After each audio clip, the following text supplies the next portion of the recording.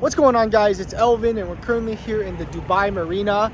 This is one of my favorite parts of the entire city and I absolutely love walking around this neighborhood at night. It is truly a stunning view.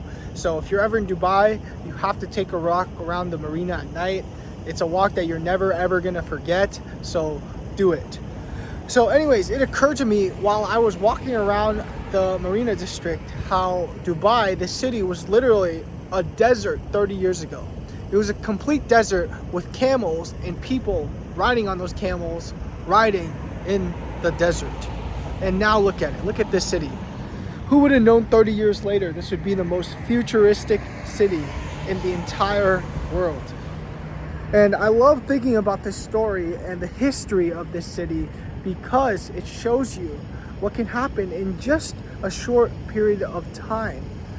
I think back to when Bill Gates said how people underestimate what they can achieve in 10 years, but they overestimate what they can achieve in one. What you can achieve in a 10, 20, 30-year period is far greater than you think. It's far greater than you would ever even imagine. But most people think in too short of a time frame. You know, they think in 1 week time frames, one month time frames, 1 year time frames, and this is just so wrong. You know, most people, they think, okay, how much money can I make in the next 30 days, right? That's what most people's mindset is.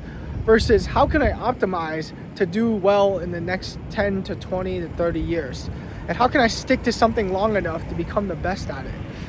So that's what I've been thinking a lot recently as I'm really buckling down and nailing down what I want to do.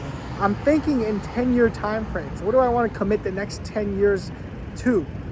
And that's the mindset that you should take as well. That's the approach that you should take as well. Because if you're constantly focused on the short term, there's too many people competing there. There's too much competition. Too many people are doing the same things, are optimizing for fast results. But if you go out and expand your time horizon in business and dominate a sector and stay long enough, outlast people, then you're going to do really well. You're going to be the last person or last company standing in your industry, and you're going to be able to capture those monopoly profits because no one else is going to be willing to stick to it long enough. And I've noticed this trend in business. In business, it's very, very difficult to compete in an established industry. Warren Buffett talks about all the time, it'd be very difficult to start a soft drink company, right? If you gave someone $10 billion, still it would be really difficult to start a soft drink company that could compete with the brand of Coca-Cola. Versus if you gave someone $10 billion to start another, say, appliance company, that would be much more easier. So you want to stay in the industry long enough, and you want to get in an industry that's just rising where there's no winners yet. And you want to get in that industry, and then you want to become the dominant player in that industry 5 to 10 years from now. You're going to be the last one standing.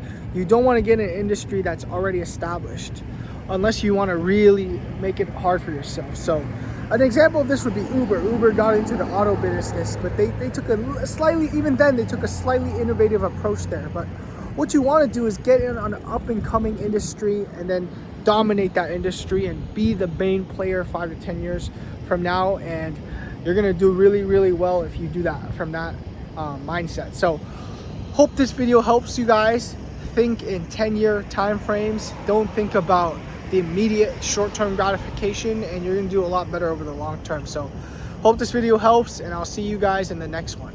Peace out.